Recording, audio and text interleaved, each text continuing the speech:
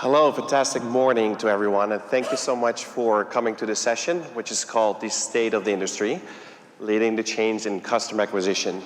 I'm honored and super excited to be here and represent BX as the title sponsor, and more importantly, to actually present the findings of our State of the Industry report for a 5th year in a row. My name is Bas Saffers, and I serve as the Chief Operating Officer at BX. Together with this amazing panel, who I'll introduce in a second, we're going to go through all these findings, and there's going to be some amazing content to discuss. In the last 2 months, you all had the ability to provide input through a survey to participate in this particular State of the Industry 2025. And the response was large. We got over 600 lead buyers and lead sellers that gave the input for this year. So thank you very much for all that participated. We're going to have 40 minutes or so to go through these key findings. And these key findings are represented by 22 different industries and are categorized in lead buyer or lead seller. And the lead buyer is the end buyer of the lead, so the brand, the advertiser that's actually contacting the consumer, while the lead seller is the lead generator, the publisher, the affiliate. There's a lot of different jargons, but we'll stick to the lead buyer and lead seller naming for that. I'm blessed to do this session with 3 industry friends who I'll introduce very shortly, Eli, Ben, and Rich, but even better if you guys can do a quick introduction from yourself. Eli. Well, first and foremost, thank you for having me up here, having me back, actually, for the 2nd year in a row. I'm glad I didn't mess it up last year, and I take it as a compliment that you decided to let me back up on the stage. So appreciate that. My name's Eli Schwartz. I lead strategy, product, data, and corporate development and M&A activities for Verisk Marketing Solutions. If you're maybe less familiar with us, the business we've built and put together is really the combination of 2 companies that we acquired. The first is a business called Jernaya, which has a 13-year history in this industry, helping to create trust and transparency between lead buyers and lead sellers and to solve for compliance concerns across the lead ecosystem.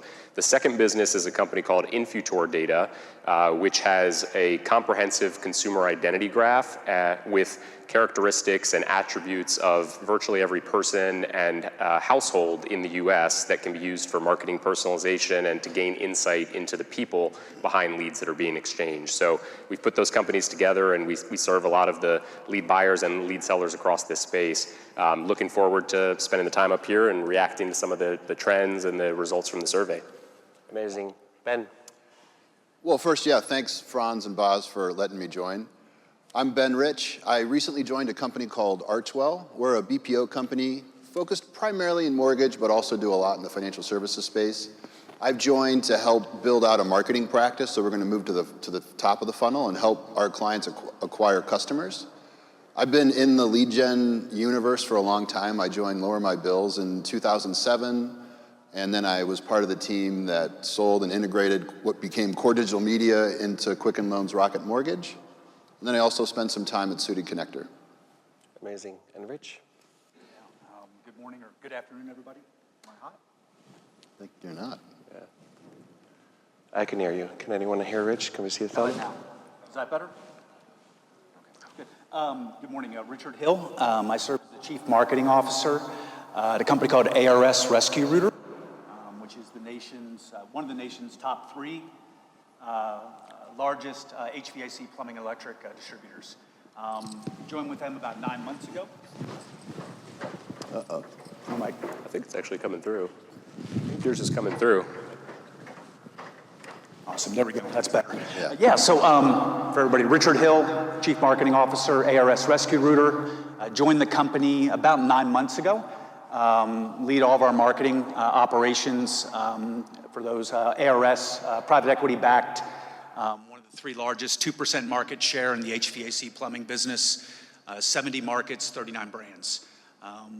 Joined the organization after spending 10 years at ADT, served as their SVP, in charge of all media, creative and media optimization. And then prior to that, their largest dealer, a company called Defenders, that represented 35%, serves as the Chief Marketing Officer there. I'm excited to be here and share a little bit on the buyer side and the complexity that we're dealing with and the optimism heading into this year. Awesome. Great little bridge to actually our agenda. We're going to have 6 different sections, and the 2 that I actually want to highlight, which are going to be the most interesting, to my opinion, are the collaboration in industry, or the lack of collaboration still today, and the section around what the top 10 successful buyers are doing to actually be successful. So let's jump in. We already knew the panel. So let's start in with the business sentiment. And what is the sentiment in today's industry? Actually, it's very, very positive. 69% of those completing the survey stated a very optimistic opinion around where we are today as an industry. And as you can see, in the last 3 years, that's actually been the highest since we started measuring this. Now, what's interesting is actually to do a little bit more of a deep dive where the most positive optimism shines through. And we see the number 1 category being auto insurance. Second one being mortgage, which I'll jump to Ben in a second. And then education and health insurance final expense being the next ones.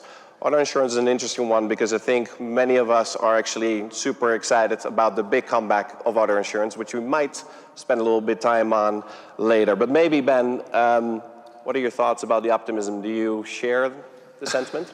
Well, you know, when we talked about this a couple weeks ago, I was like, yeah, I don't know if I'm that optimistic. But, you know, like, it's a really rate-sensitive business, and the phone's been ringing off the hook the last couple days because the 10-year's down a lot. And so right now it looks like there's a lot of consumers who are interested in seeing if they can get a lower rate or do cash out, things like that.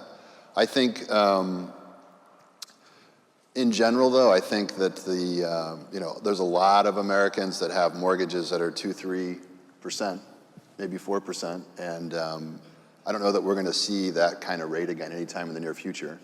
And so in that case, I think time is our friend, whereas, you know, more people move or more people get adjusted to this new world of the 30-year being in the 6s, then I think there's going to be more consumers that are ready to either make the decision and go out and move, buy a house, or go out and see if they can do a cash-out refi or a home equity. So, you know, I'm a little bit more optimistic because of where rates are right now, but you know, I'm not expecting material change this year. I still think it's going to be next year when we see big rate changes.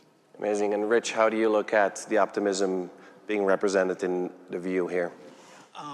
It's interesting. So home services, kind of walking back to COVID, right? The home services industry really benefited significantly when everybody went home. And we saw a giant surge in business. And really what that was, it ended up being a pull forward. So if you look at what the growth has been over the last 2 or 3 years, it's been actually flat to down. So cycling against a high growth, then downturn. The last 18 months, the category is exploding. Consumers, I would say more sophistication is going out there, but just higher demand. You know, we've seen, well, I think it's like 8 consecutive months now of growth, specifically at ARS, organic growth. And so really excited about how we were planning for this year. That being said, when you think about our revenue mix, we are a distributor. We're installing products in home. We're a service provider where we have somebody in home and doing repairs. The vast majority of our revenue comes from equipment. And so everybody in here is probably wondering the implications, you know, of tariffs. For us, it's material. We have a number on the board of the impact on our vehicles, impact on consumption, and then most importantly, the equipment. All of our equipment is manufactured out of seats. So we're going to have an impact as this continues to roll through. That being said, strong brands, those that are really well backed, what do you do in these types of situations? You pour into the market. And so we're maintaining current course and speed and actually looking to be able to grab significant market share when it might be, frankly, a challenge for other national providers, but probably more the regional and the local organizations. Yeah, we're investing. Great points, guys. And maybe what's interesting to point out is throughout the 8 weeks that this survey was open, we saw the optimism change.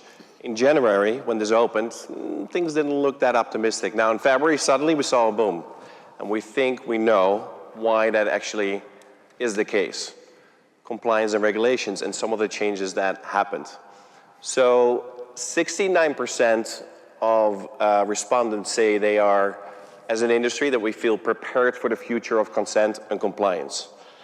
but nearly 1 to 5 disagrees. And this is a number that we saw change rapidly from January to February, where the number was actually below 50% in January, and then it tilted towards a much more optimistic view. The thought that winning in performance marketing starts by playing with the rules makes a lot of sense, I think. 79% of respondents feel that that is the case and that compliance is more important than ever before. And both lead sellers and lead buyers agree to this point. Maybe nice to actually ask you about this one, Eli, because we've talked a lot in the past year throughout our webinar series around one-to-one consent, and maybe it's actually good to actually spend a little bit of time on that and where we're going from here. Sure. Yeah, I would say you and I have spent an embarrassingly high percentage of the hours of our lives talking about one-to-one consent. I think a year ago we were up here on this same stage at this conference talking about what was coming with the one-to-one consent regulation change. And I don't know about you, but I felt at the time like we were like the TAs in college or like teacher's assistants. Like we were warning everyone, hey, you got to prepare, you got to start studying for the exam. It's coming up, like it's going to be here sooner than you think. Take your notes, like don't wait till the last minute. And a lot of what we were getting back was, well, it's 9 months away, like there's still time to prepare, we'll get there.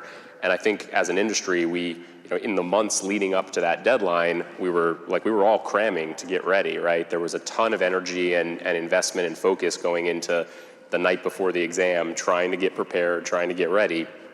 And then what happened? Like we got an email from the professor being like, hey, class is canceled tomorrow, and the exam's off. And by the way, it's never happening. Like you're not coming back to class and there's no exam.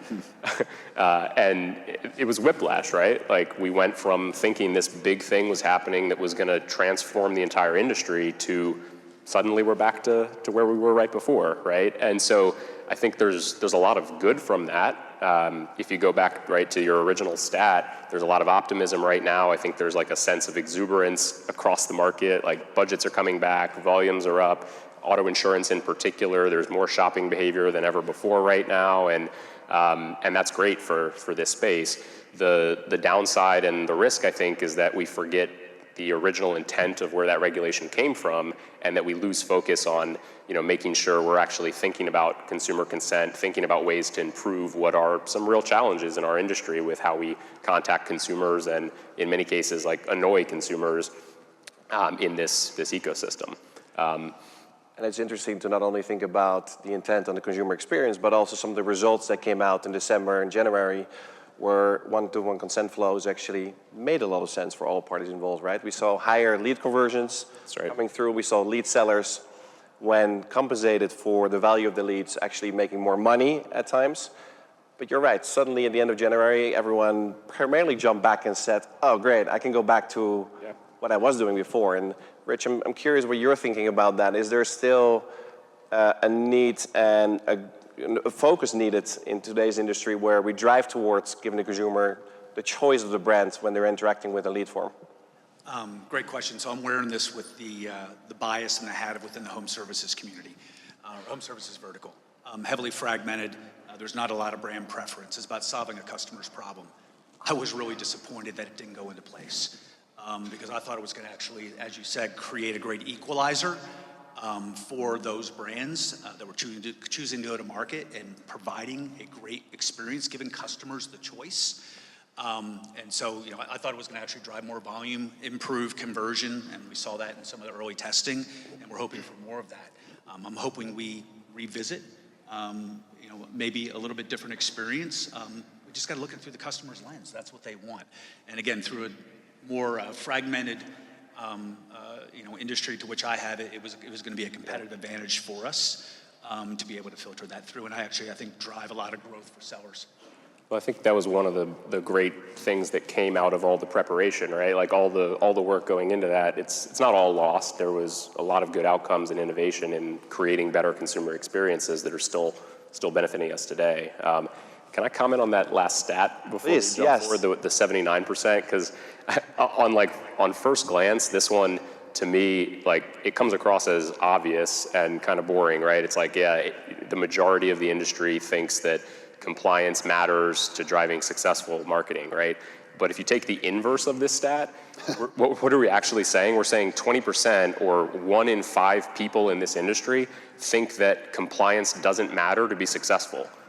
So like if you're sitting out here, you look to your left, you look to your right, like 2 people down this way, 2 people that way, one of those people thinks they don't need to care about compliance in order to drive success. I think that's actually really interesting to know, and it's probably one of the things that's at the core of some of the challenges we have when it comes to trust and transparency across the space. 100%, good point. To switch it up, and I'm going to go with a little bit of a quicker speed, let's go through some of the trends that we're seeing in this year's buyer-seller dynamic. First of all, I don't think this surprises anyone. What's the most important KPI for lead buyers? They're all related towards return on investment or customer lifetime values. This is important for the next slides that we're going to go through to actually phrase what a KPI is in the eyes of a lead buyer. Knowledge of lead sources has increased quite rapidly over these last year, probably because of the great services such as various marketing solutions and trusted former offering. But it's an interesting stat where buyers feel more knowledgeable. Also, control has increased over campaigns, where in 2023, shockingly, only 17% felt they had control over campaigns. Today, 80% of lead buyers feel they have the right amount of control over their campaigns to hit their KPIs. The price per lead has gone up. Both lead sellers and lead buyers are actually stating this, where majority of leads, actually pricing has gone up. Pretty positive stats. Ben, what are your thoughts? Anything to add? I think that the one stat you showed where 2 years ago it was 17% felt in control and now it's 80, I don't know how to explain that. That's like crazy to me. And then in terms of the cost piece, I think that there's a gatekeeper component to that. And so, the Metas and the Googles of the world need to make money, and so, that's like the toll roads keep on getting more expensive. So all pricings are being pushed down, basically. Marketing goals are set, but are they actually hit? We're now going to go into some more shocking stats, in our opinion. Only 14% of lead buyers claim they hit their KPIs always, and only 32 or 33% of lead buyers claim they hit their KPIs sometimes. Oof. Eli, we're still not where we should be. No, I mean, this is actually kind of a crazy stat too. Like how does our industry continue to operate effectively when nobody feels like they're actually hitting their goals? Like, I'm not sure that's real or sustainable. How much of that is like the trust piece too, right? It's just it's like got to be a lot of it, right? Gamesmanship. Yeah. Almost, yeah. Well, I also wonder on this one if like moving targets in terms of what the KPI is have a big effect. Like when we talk to marketers, right, they're often dealing with changes in what they're actually goaling towards. I mean, you showed on that prior slide like a list of a handful of different things that are all very different metrics to track, right? Like cost per acquisition is very different from what's the customer lifetime value. You take auto insurance as the example. Like right now we're in a period where everyone's focused on let's go spend money to acquire, let's maybe focus on CPAs, cost per acquisition or cost per quote, right? But next month it could be the underwriting department is knocking on the marketing department's door and they're saying, hey, all these customers you're acquiring, they're not profitable, we're not able to retain them, and you need to build risk and profitability back in as a KPI. And so those metrics are changing, and I think that probably has an effect on the marketer's ability to feel like they're actually hitting those targets and consistently working towards them. The average number of lead sources this year stated by lead buyers is 33. Now, this is an interesting stat because it's much more, it's more than 50% more than it was a year ago. So the amount of lead sources that lead buyers are actually managing and buying from has drastically gone up. On the right-hand side, you can see what the divide is. So most lead buyers are in the bucket of 21 to 30, but there are lead buyers, about 10% of them, that are buying from more than 40 sources. An interesting stat we'll come back to in a second. Most partnerships don't make the cut, meaning new testings, new sources that are being tested, 60% of those are doomed to fail. That's a pretty shocking number still at this point, but it's less than previous years. Now, this is an interesting one where key marketing channels for buyers are shifting to a more brand focus. And we talked a little bit about one-to-one consent and what everything was shifting more towards a branded experience or a branded opt-in by the consumer, the number one marketing channel today for buyers is digital marketing campaigns. And we've seen a shift from two worlds of lead generation and affiliate marketing blending together and focus more on putting a fully branded experience from the ad to the landing page to the opt-in.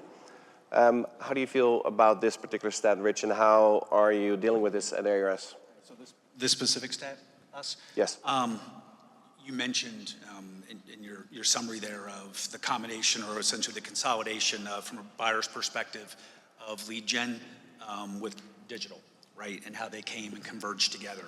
I would encourage everybody to think about on this point, number one and number two, combining more together. Having the opportunity to spend some time with Google last week in LA and get a glimpse into, for our category, the AI implications in SERP. Content matters, whether it's short form, long form, or mid form or long form. I think you're going to see more and more push towards consolidation of brand campaigns, traditional, what I'll call digital campaigns in our lead gen efforts. And the expectation is involving more content and more of a branded experience.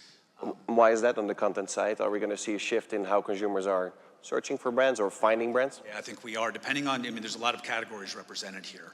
I would encourage everybody to look at what Google's presenting in some of their tests of what that AI experience looks like above the fold in the first quarter. And imagine where that data is then getting sourced to present that experience for that query.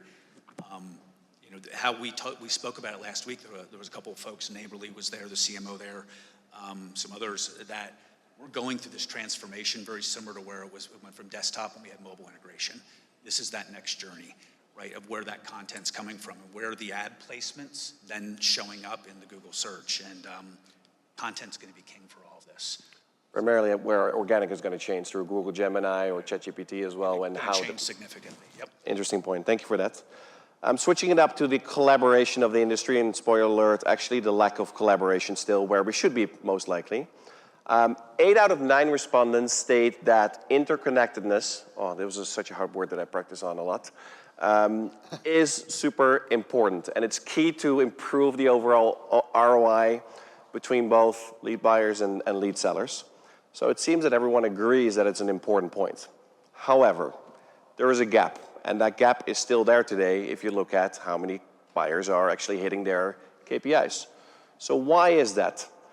First of all, there's a disconnect on sentiment between lead sellers and lead buyers. 16% of lead sellers think that lead buyers are neutral or not happy with their leads, while actually 34% of lead buyers are not happy or neutral with the leads they're buying. So actually lead buyers are twice as much not happy compared to what lead sellers are thinking how leads are performing. Data is not being shared as frequent as one might think. Lead buyers, only 7% of lead buyers are sharing disposition data on a daily basis, and only 9% of lead sellers, which makes sense, receive disposition data on a daily basis. That's an important stat that we'll come back to at the later section. Marketeers and lead buyers in particular are still juggling to know ROI. 4 systems are being used on average to actually be able to track ROI. That's a crazy stat. So you have to go to 4 different platforms, often still Excel sheets, to actually know how you're performing on the marketing campaigns that are being ran. The need for integration is more important than ever. 55% of lead sellers claim that they feel unintegrated with their lead buyers, which can mean a lot of different things. And the top operational challenges today for lead buyers are still a lack of transparency and trust. We've seen this before many years ago, and suddenly this one is coming back. Eli, do you ever thought about why this could suddenly be there? Yeah, I think, I would come back to the comments earlier, right, around the fact that 1 in 5 people in the industry don't think compliance matters and can still find success. I think that's one of the big factors in this, especially from the lead buyer's perspective, right, in trying to decide how to trust a partner, right, and knowing that that partner is going to have aligned incentives with them, or if they're kind of do what they have to do in order to get leads sold and paid for. I think that's a big factor in this. I think the dynamic around data sharing that you noted is also critical. I mean, it's crazy that such a small percentage of lead buyers are willing to share their data back with lead sellers. Like, how can you expect your partners to deliver higher quality leads that perform better for you if you're not willing to share which of those leads are actually converting so that they can close the loop and know how to do better for you? You can use those numbers to build the trust, right? Yeah. Hey, this is how I define good. I'm giving you the information. Show me how you're using the information, and then that's how you grow together. Absolutely. Yeah. And I do think we've come a long way on this point, even though, I mean, it's still showing up as the top challenge. I mean, 10 years ago, we were, I think, in a much worse spot as an industry and dealing with a lot of friction between buyers and sellers in terms of what they were willing to share. I mean, even you and I had some good, healthy debates and back and forth on this back in the day. Yeah. Concerns around, what was the end value of really having like a third party sit on a website, and what was it going to do for us, and was the risk of exposing information to a third party worth it for the potential protections that we could get from a TCPA standpoint? And I turned out to be wrong. That turned out to be really beneficial and valuable.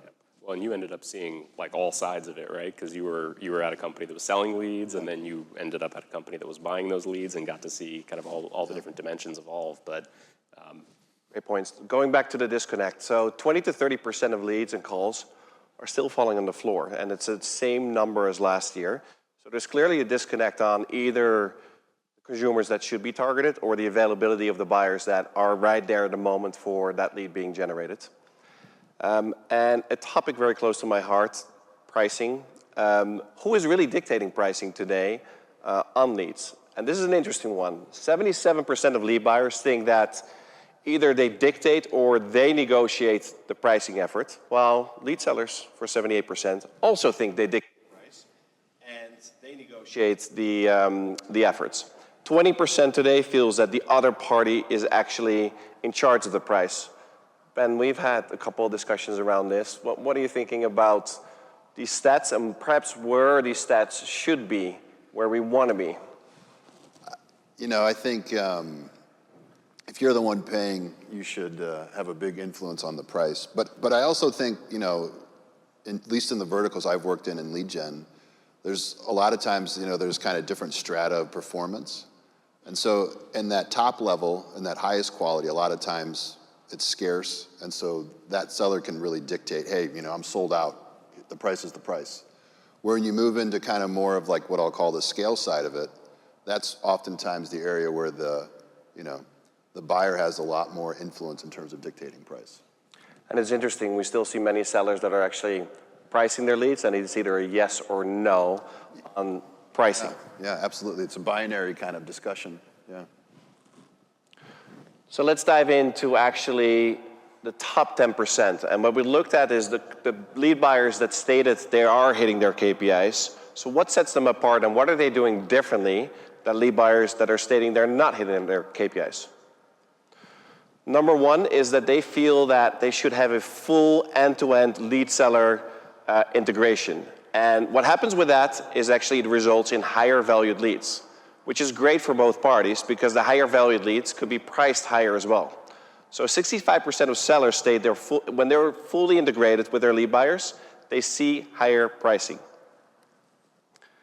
Sharing frequent disposition feedback is a game changer, meaning that if you actually share your disposition feedback with your lead sellers on a daily basis, you're 68% of the times hitting your KPIs.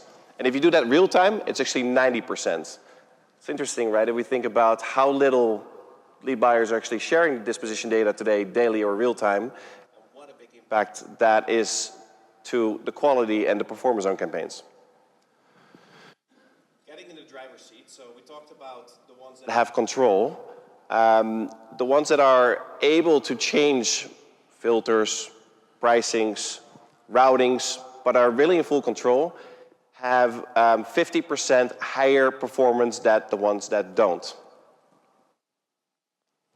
And this is an important one because we saw the average amount of lead sources by lead buyers is around 33, and it has increased a lot.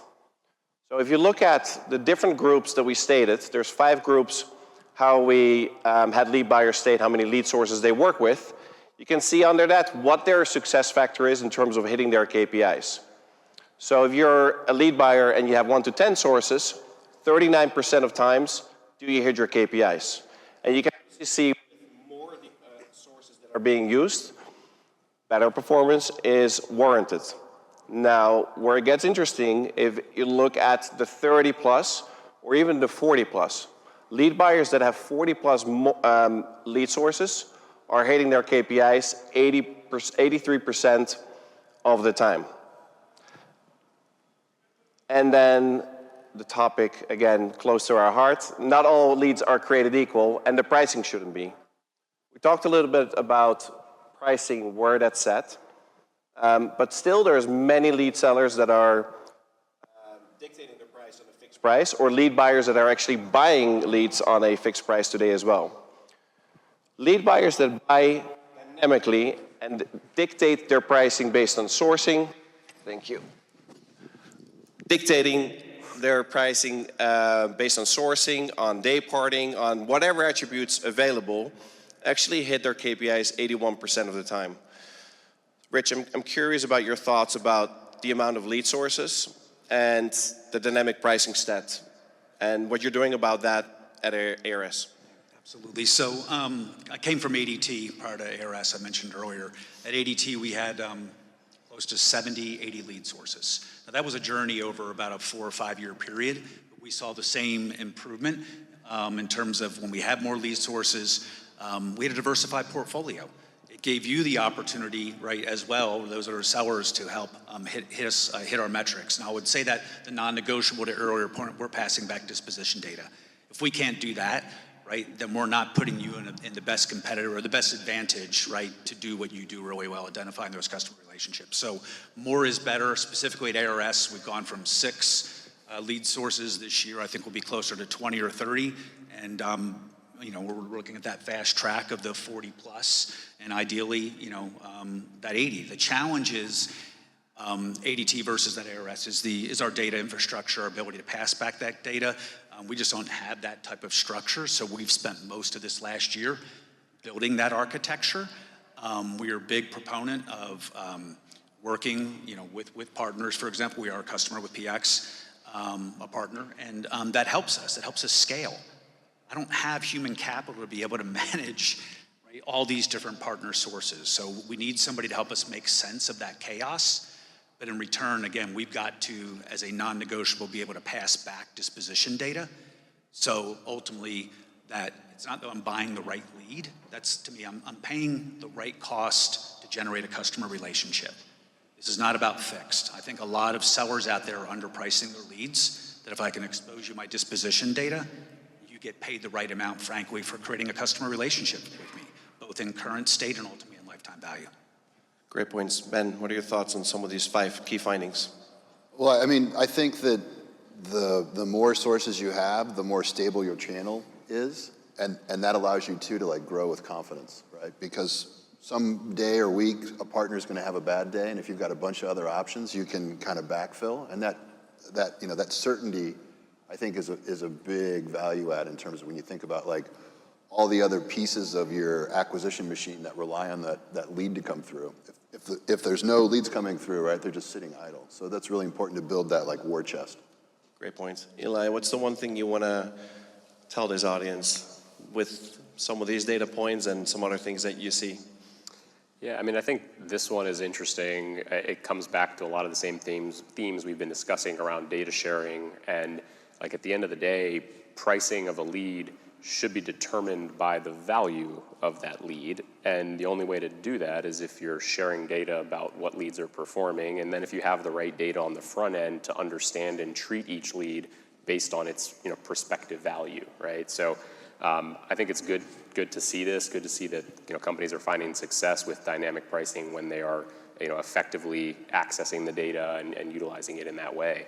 I think one other thing I would share, maybe in terms of some of where I think I see us heading and seeing, you know, trends out there with customers right now who are finding success with their leads, is not only being focused on the front end transaction and the original lead that's coming in, but actually thinking about how to invest in their first-party data strategy, and when the lead comes in, continuing to nurture that relationship and engage with that consumer, even that customer over time, right? So it's a continuous cycle of investment and engagement that actually creates more value or attributes more value back to that original lead, because it's not just a single point in time transaction. It's like, what can I do over the course of time to get value out of this relationship and to meet that person's needs? So I think that's an area we're going to see even more investment in, and I think we might also start to see partnerships there where companies who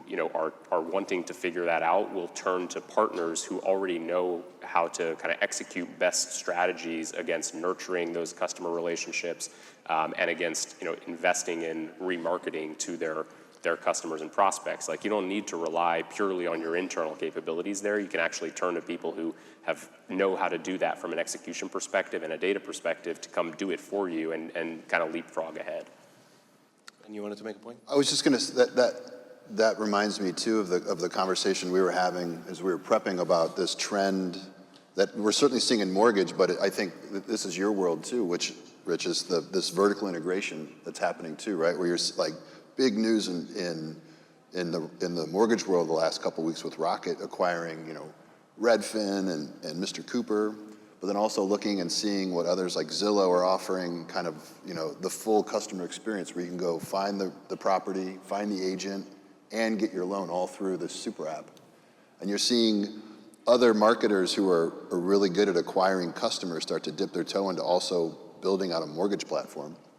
And you're seeing it on the other end too, where the mortgage companies are starting to build out marketing stacks so they can go out and directly acquire the customer and then keep them in their ecosystem. Great point. Rich, you wanted to say something about that, or? No, I don't. I'm just agreeing a lot as some of the strategies we're evaluating for that vertical integration. Yeah. Really interesting. It's interesting. So basically what I'm hearing is like less transactional mindset, more customer first, which we started with when we talked about compliance as well. Last section, and I think in the meantime on the back of me we see a QR code where you could download the full State of the Industry report with much more content than we actually went through. But a quick 30-second future outlook from you guys, what you're most excited about for 2025. We don't have to go into the top priorities for lead buyers and sellers. If you have something that you're excited about, that'll be great. But Eli, I'll start with you. What are you most excited about for this year? I'm excited to see the kind of sentiment and the momentum in the market pick back up to where it is right now. I think it's going to be a great thing for this ecosystem. Like, it's always good when budgets are coming back and people are retrenching on trying to utilize this channel. So I'm excited to kind of watch how that evolves, and I'm also cautiously optimistic that we're not going to lose sight of the compliance side of things and make sure that we continue to kind of take some steps forward in how we're operating in terms of consumer consent and the focus, and that those last points around first party strategy. I think I'm excited to see how that evolves, because I really do think that's going to be a big area of investment in the coming months. Awesome. Ben, what are you most excited about? Well, I have to comment that there's nothing about helping the consumer on this list, which was a little disappointing. But I think for me, what's interesting is going back to the one-on-one consent and seeing ways in which lead buyers and sellers figure out how to, get brands out in front more and have more consumer choice, and how can you make that work and scale? Awesome. Rich. Excited as well with what Eli said about the investment and the growth. Our budgets are going to be up this year. The other piece of that is that as we've come back in that growth, we're doing more in testing, right? And which has me really excited to be able to evaluate, right, different partnerships and different types of content in those partnerships. So not only just growth, but diversification and more investment on the testing side. And last, back to your customer point, right? Just how consumers, it's evolving and changing how they get content, how they drive decision making, than what we're doing today. And excited about how while there's a lot of uncertainty there's a lot of opportunity of who can unlock, right, that next engagement with consumers that get them involved in these certain brands and actually improves conversion. Last point, I love that I've got my sales and field partners. because we're delivering the growth through everybody in here, we're driving that volume, and we're transparent in providing back our conversion data and disposition, we're getting the rest of the business excited about what marketing does, right? Which is just send me a lead and I'll take care of everything else.